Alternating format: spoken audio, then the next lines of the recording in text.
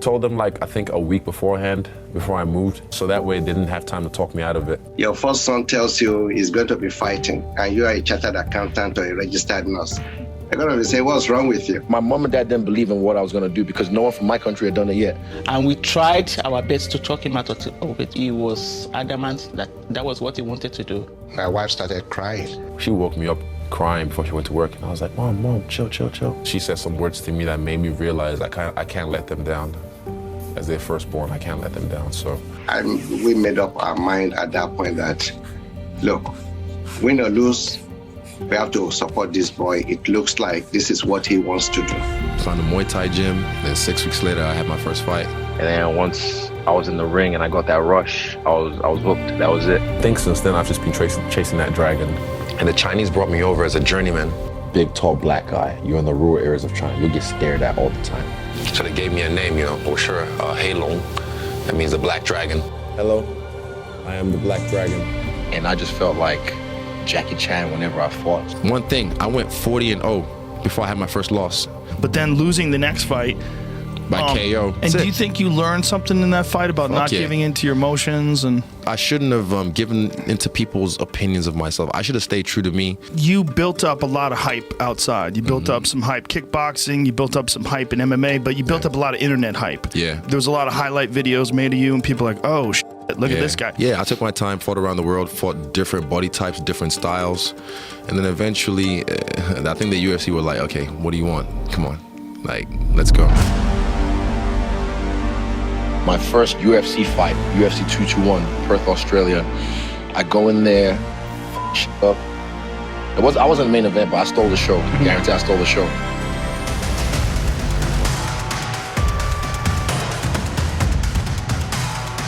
After the fight, it's always, like I said, I get pulled in so many different directions. And at the after party, I'm being pulled left, right, and center. After the fight, I'm pulled left, right, and center for interviews. And finally away from all the noise, and it's just like, whew.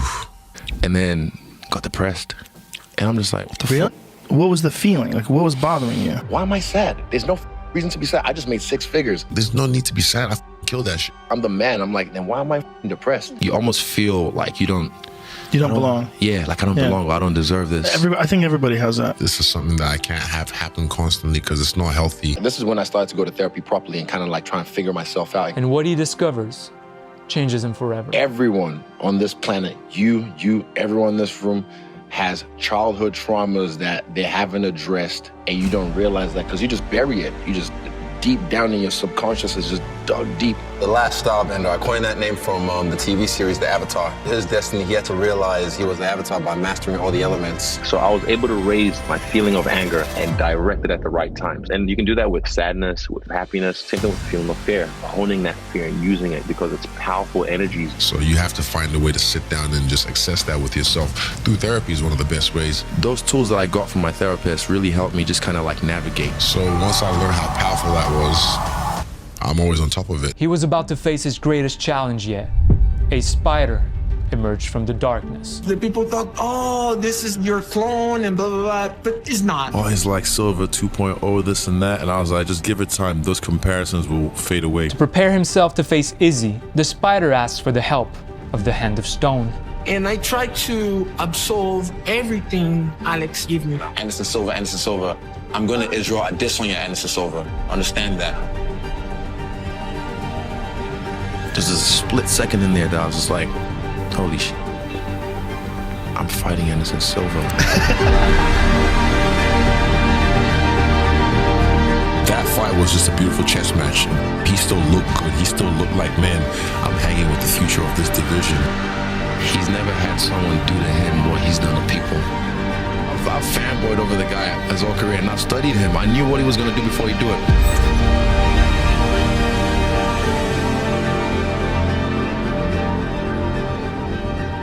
And then the moment after the fight, how he just pretty much just said, this is yours now.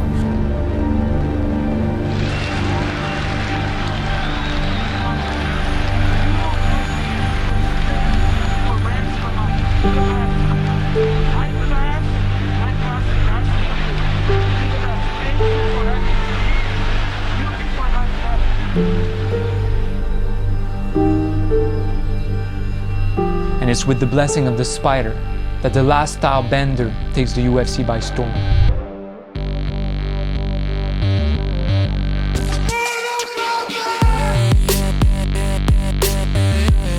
When you entered the 5th round against Kelvin, you said, "I'm ready to die." And I meant that, man. I swear to God on my life, I meant that. I'm even getting goosebumps thinking, see that? I'm getting goosebumps. There is a new king. Fatality. Test your might.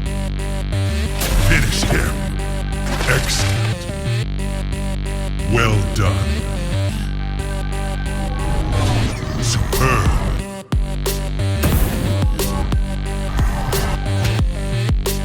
Pay your respects. Hey, Mr. Gavia. Hey, Connor. I think it's time to tell them. Tell them what? To subscribe to the channel. That's true. And what else? What else? I guess you must have forgotten. On Patreon, you can support my films as my patron. You will join my team on Patreon. You will receive some things, the credits, the edits, the playlist. But wait, you have thousands of subscribers. Aren't you rich already? The UFC demonetized my content. Dana White doesn't like my accent. So you see, I could've quit, but I didn't. Thanks to my patrons for saving my content. Flawless victory.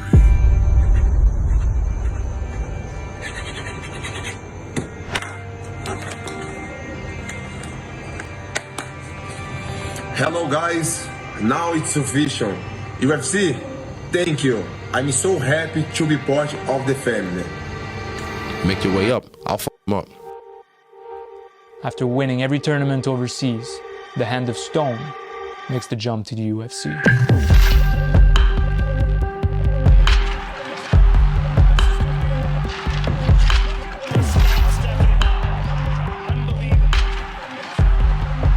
And just as he starts to hunt down the last style bender, the internet yet again turns on Izzy. Israel's so boring. All he does is run away. You're fighting correctly. Yeah. In terms of like, if you're trying to teach someone how to hit and not get hit, you're fighting correctly. Is this personal for you? Yeah.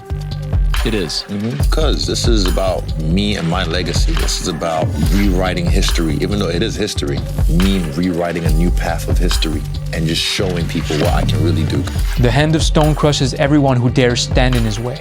And the moment comes when the last style bender must yet again face the ghost of his past.